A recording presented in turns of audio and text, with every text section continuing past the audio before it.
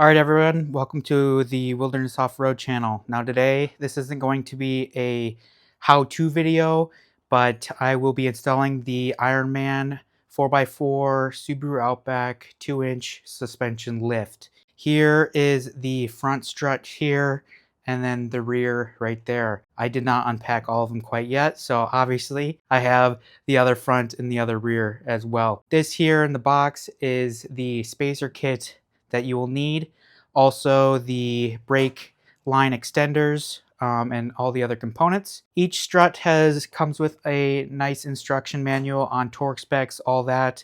But even on their website, if you go to the product itself and look up the install instructions, it has a very nice step-by-step guide on what to do for the front and back. The lift is a 2-inch lift. I went with spec C in the rear and the back, or in the rear and front. I went with the spec C in the front because one, it is the 3.6R, and then in the rear because I carry quite a load. You know, it's kind of debatable on how, constant that extra weight is. It's constantly changing. So they do suggest to have at least, 660 extra pounds, but I do have my drawer back there, which is deceivingly heavy with the floor. I constantly have all my camping gear back there. And, once I get the fridge, freezer in there, my food, cook set, all that, it adds up pretty quickly. And then you also have to remember about the weight that is on my roof. Now, granted, that is pretty dispersed around the vehicle, right? But the awning, the shower, and the boxes, they add up really, really fast. Now that's really deceiving actually. And then I have to load the boxes as well.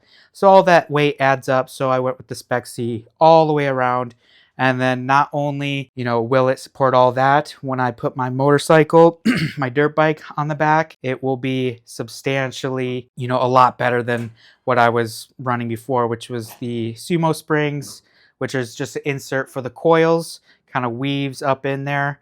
But it did help at the time, and it was definitely, something that was a good first step, but I think ultimately this is going to be the better decision in the long run. I mean, I am still running the original strut assemblies, and, honestly, maybe they are just really worn out. Putting newer ones plus a little lift is going to be a huge benefit. So if you guys have any questions, let me know in the comments below. We're going to get to some pre-measurements and shots of the Outback, and then we'll do a post measurement and all that. I'll probably do a pre or a post measurement right when I maybe a day after I set the car down, and then we'll let her settle a little bit because it will settle and it may look a little funky in the first week, but once she settles down a bit, I get it loaded all back up. We'll remeasure to see what it's really sitting at. But thank you guys for watching, and let's just get on with the video. Now, sorry about the wind if it's picking it up on the mic. I do have my mic cover on, but of course it's just a windy spring day here in Minnesota. I just wanted to make a before shot, take some measurements of the Subaru Outback before the Ironman 2-inch lift. I am running some different wheels and tires, as you can obviously see. Now my setup does leave a nice offset, so hopefully when I get this lift up on the Subaru, it doesn't give it a funny look with the wheels being so far in, as I've seen online with some people after they have 2-inch lift with the stock wheels and tires, it looks a little funky, and especially before the lift settles. But let's get some quick measurements here of the Outback. I believe this gap in the rear was 3 1/4. Yep, we got about 3 1/4 in the rear. In the front, we've got just right at 4, just right under 4 inches. I'm going to take some other random measurements here of the vehicle just to have on hand to see how much everything changes. So trying to keep it straight to the bottom of the O. Well, let's go to the inner line of the O. We're gonna say 14.5. This isn't easy without putting my phone on a tripod. Okay, we're gonna take the hitch measurement. I believe that was right at a foot. Yep, from the bottom of the hitch to the ground is a foot. And let's get the front bumper measurement. That I believe was just about a foot as well. Okay. So we have the measurements for the Outback pre-lift. We're going to get this all set up, and on jack stands we're going to be doing this ourselves with the help of Overland engineer. You guys should go check him out. You guys know I go on trips with him. He helps me out quite a bit. So let's just hop into this. It's not going to be a straight how-to video, but if you have any questions, just let me know. I'll let you guys know if I have any issues or whatnot, and we'll go from there. So let's just hop right into the install. All right, guys, here is the Outback with the Ironman 4x4 2-inch suspension lift. It went on pretty easy. Thank you, Zach, aka Overland Engineer, for helping out. You guys should give him a follow, go check him out. But here's the lift on the Outback. You can actually see now the suspension itself and how much more space we have. Now, I know this is settling. It will settle down a little bit. It did in the front pretty quickly, but we'll see what it looks like in about a week or two. But let's get some other measurements here. So I think in the rear it was about 3.5, and we are just above 7 inches. So we have gained quite a bit there. Since it is Spec C, it will be, a lot tighter in the rear, and I don't have quite as much weight in the vehicle right now, so that will settle. Let's check the front. In the front was right around 4, and we are hitting about 5.5 there, so not too bad. We measured to the inside of the O here. That is about 16 3/4. Also up.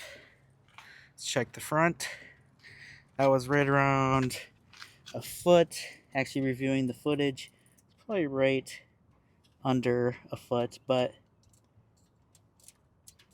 let's see.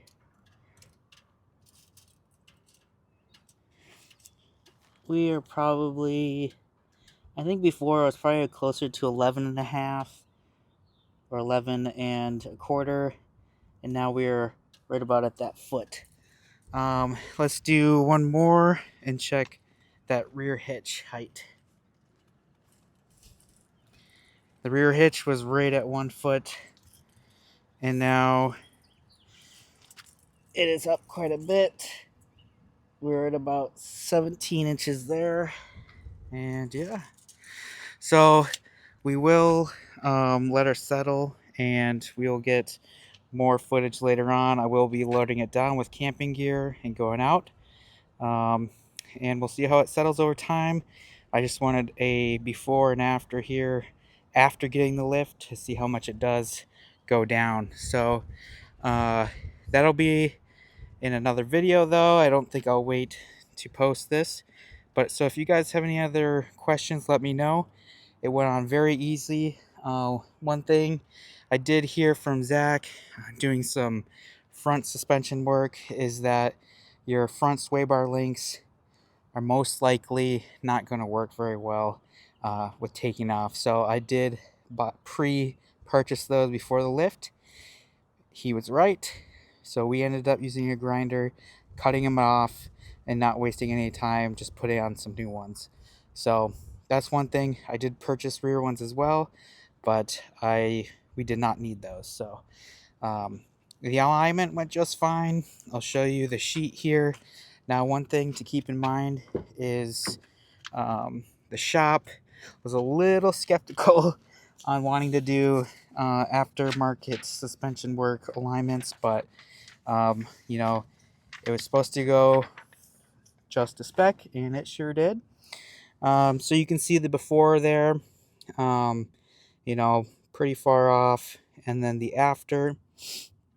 Now this is in the red because, I mean, you're right on the line, but it is within spec. 0.0 or negative 0.3. We're at negative 0.02, so we are within spec there.